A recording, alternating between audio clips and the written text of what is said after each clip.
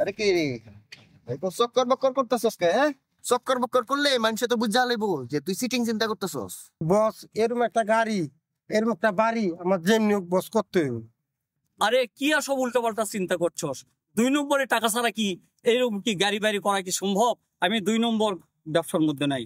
আরে শোন, নিয়ত আর উদ্দেশ্য যদি ঠিক থাকে, হ্যাঁ, আল্লাহ ওইটা কবুল করে, বুঝছস? যদি হ্যাঁ নিয়ত করে যে এরকম একটা বিল্ডিং হইব হইব। হ্যাঁ বস, নিয়ত যদি ঠিক থাকে তো সবই করা যাইবো। আপনার বাড়ি থাকবো 5টা, আমার বাড়ি দিব 3টা, ওর বাড়ি থাকবো 1টা। কেন হের বাড়ি একটা থাকবো কেন? তোর 3টা বাড়ি থাকলে বস হেরও 3টা বাড়ি থাকবো। ও হচ্ছে সৎ লোক, ওর দেওয়া সবকিছু ওইগুলা বস। আপনার ডাইনাত বায়াত আমি সবকিছু, ওর লাগবো না বস।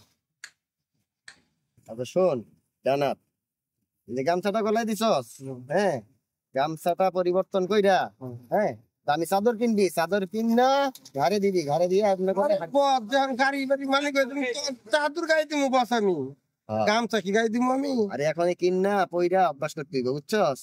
চল চলেন বস। বস প্লিজ আমারে বাদ দেন বস। আপনি সারা ঢাকা শহরে আমার কি আছে?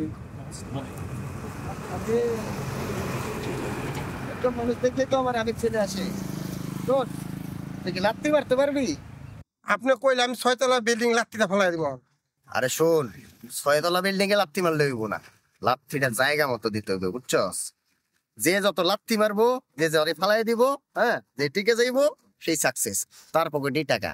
এই যে দেখতেছস না কত বড় বড় বিল্ডিং, কত হাজার হাজার কোটি টাকার মালিক, হ্যাঁ, এরকম 2-4টারে লাত্তি মারতে হইব। তুই লাত্তি দিতে পারস, এই টাকার মালিক তুই হয়ে যাবি, বুঝছস? হ্যাঁ, আজকে থেকে আমাদের হইলো মিশন ঢাকা, চিটিং ঢাকা। হ্যাঁ, চল।